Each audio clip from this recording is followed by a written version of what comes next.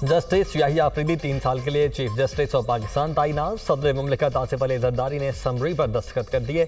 वजारत कानून ने chief justice Pakistan justice Yahya Afridi के तकर्रुर का नोटिफिकेशन जारी कर दिया। जस्टिस याहिया अफरीदी 26 अक्टूबर को बतौर चीफ जस्टिस ऑफ पाकिस्तान के ओहदे का हल्फ उठाएंगे।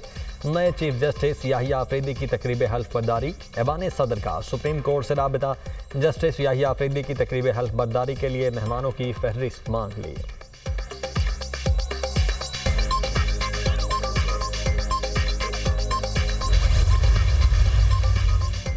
चीफ जस्टिस काजी फायजीसा और नए तैनात चीफ जस्टिस याहिया अफरीदी की मुलाकात। चीफ जस्टिस काजी फायजीसा ने जस्टिस याहिया अफरीदी को मुबारकबाद पेश की। जस्टिस याहिया अफरीदी जस्टिस मंसूर अली शाह के चैम्बर में भी गए। नए तैनात होने वाले चीफ जस्टिस याहिया अफरीदी को उनके चैम्बर के स्टाफ ने भी मुबारकबाद दी।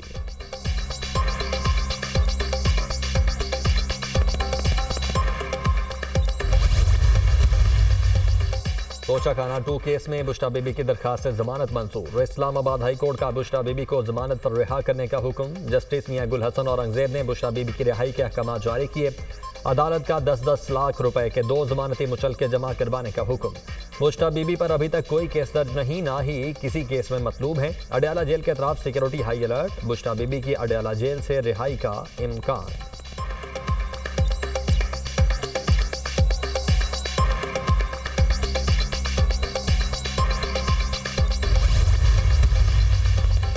पाकिस्तान स्टॉक मार्केट ने एक और तारीखी संगे मील उबूर कर लिया। मुल्क की तारीख में पहली बार 87,000 पॉइंट्स की हद उबूर कर ली। ट्रेडिंग के दौरान 100 इंडेक्स में 727 पॉइंट्स का इजाफा।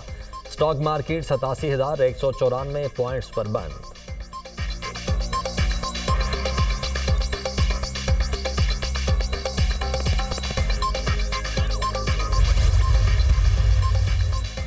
नैब तरामीम केस में जस्टिस हसन अजहर रिजवी ने इजाफी नोट जारी कर दिया। नोट में लिखा, अदालती वकार का तकाजा है इख्तिलाफ तहजीब के दायरे में रहकर करें। तनकीद का महवर फैसले के कानूनी उसूल हों, ना कि फैसला लिखने वालों की तस्दीक की जाए। तहजीब और अदालती वकार को मद्देनजर रखते हुए फैसले की अपनी अलग वजूहात तहरीर कर रहा हूँ। फैसले से मुत्तफिक हूँ, वजूहात की तौसीक पर खुद को कायल नहीं कर सका। अक्सरियती फैसले में असल मुद्दे पर खातिर खा जवाब फराहम नहीं किया गया। फैसले में साबिक जजेस के हवाले से गैर मुनासिब रिमार्क्स दिए गए।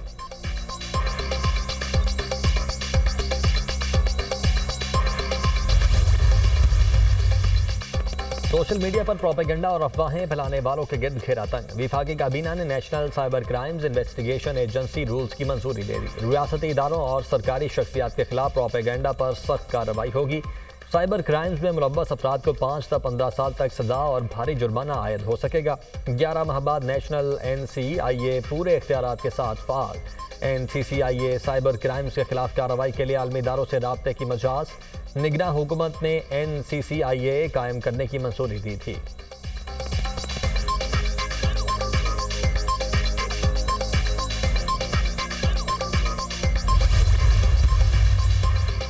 तहरीक इंसाफ का आईनी तरमीम को अदालत में चैलेंज करने का फैसला। चेयरमैन PTI बैरिस्टर गौहर की जेर सदारत तहरीक इंसाफ की कोर कमेटी का इजलास।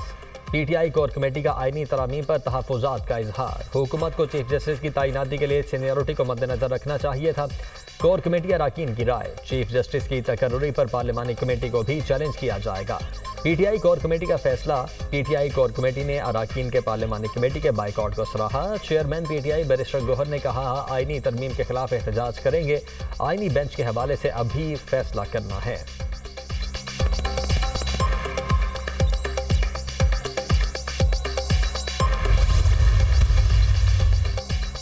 सुप्रीम कोर्ट ने बरतरफ मुलाजमीन की बहाली दरखास्तें आईनी बेंचेस को भेज दी। इस केस में आईनी सवाल है। 26वीं आईनी तरमीम में कहा गया, आईनी केसेस आईनी बेंचेस सुनेंगे, अला बेंचेस बनेंगे, वही तयन करेंगे। जस्टिस मंसूर अली शाह के केस की समाअत के दौरान रिमार्क्स। जस्टिस आयशा मलिक ने कहा, यह केस अहम आईनी बेंच ही सुनेगा। वजारत पेट्रोलियम नेचुरल रिसोर्स के साथ मुलाजमीन ने हाई कोर्ट के फैसले के खिलाफ सुप्रीम कोर्ट से रुजू किया था। जस्टिस मंसूर अली शाह की सरबराही में 3 रुकनी बेंच ने समाअत की।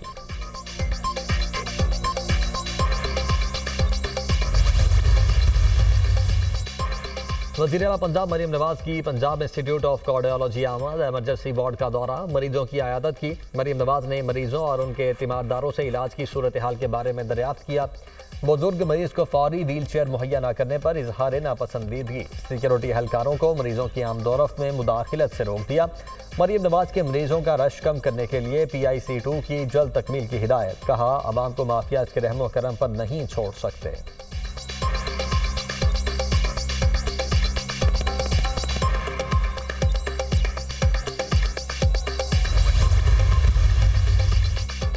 MQM रुकने असम्बली राना अंसार का बेटा ट्रैफिक हादसे में जाँ बहक।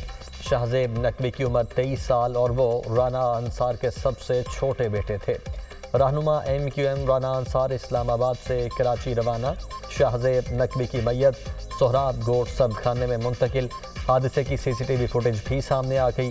राना अंसार के शौहर अंसार नकवी जहाज हादसे में जाँ बहक हुए थे। सदर और वजीर आजम का राना अंसार के बेटे के इंतकाल पर इजहार अफसोस। वफाकी वजीर दाखिला मोहसिन नकवी की तुर्की के वजीर दिफा से अहम मुलाकात। तुर्की के वजीर दिफा ने इस्तांबुल में इंटरनेशनल एक्सपो में शिरकत पर मोहसिन नकवी का शुक्रिया अदा किया। वजीर दाखिला ने तुर्की के वजीर दिफा को पाकिस्तान में होने वाली आइडियाज़ एक्सपो में शिरकत की दावत दी। मुलाकात में बेहतरीन बाहमी मुफादात में इश्तराक कार बढ़ाने की मजीद राहें तलाश करने के अज़म का यादा। तुर्की की पाकिस्तान से मीट एक्सपोर्ट के लिए हर मुमकिन ताउन की पेशकश। मोहसिन नकवी ने कहा, तिजारत समेत मुख्तलिफ शोबों में ताउन बढ़ाने पर तुर्की हुकूमत का खैर मकदम करेंगे।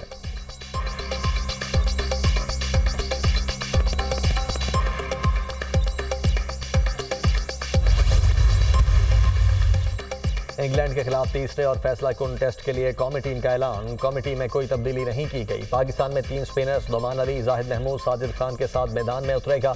शान मसूद कप्तान और साउल शकील नायब कप्तान होंगे। सायम अयूब, अब्दुल्ला शफीक, कामरान गुलाम, सलमान अली आगा, आमिर जमाल, मोहम्मद रिजवान शामिल। पाकिस्तान और इंग्लैंड के दरमियान तीसरा और आखिरी टेस्ट कल से शुरू होगा। हेड कोच कौमी टीम जेसन ग्रेस्पी का कहना है, रावलपिंडी टेस्ट के लिए पिच दिलचस्प होगी। तीसरा टेस्ट दोनों टीमों के लिए चैलेंज होगा। दोनों टीमें टॉस जीतने की ख्वाहिशमंद होंगी। इंग्लिश कप्तान बेन स्टोक्स ने भी पिच को स्पिनर्स के लिए साजगार करार दिया।